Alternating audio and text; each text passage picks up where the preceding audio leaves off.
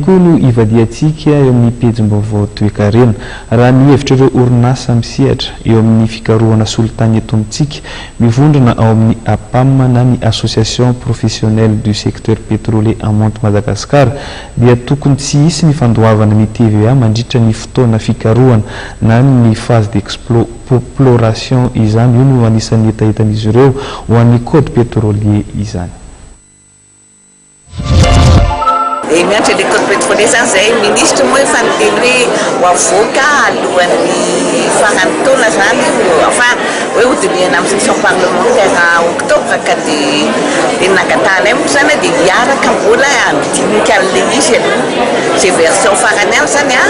mbola tsy tanay le version farany indrindra dia zay moa nangataka hoe andinika an'le izy aloha zay vao hoe alefany amin'ny parlement le izy dia mbola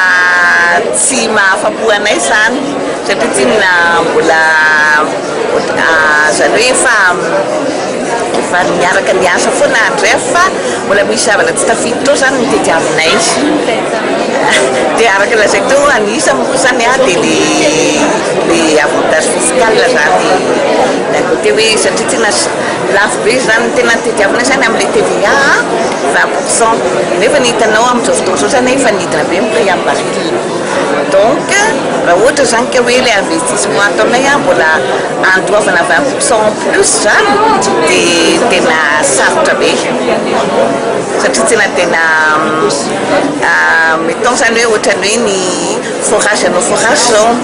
forage na minimum zany forage na bloc onshore no tenentsika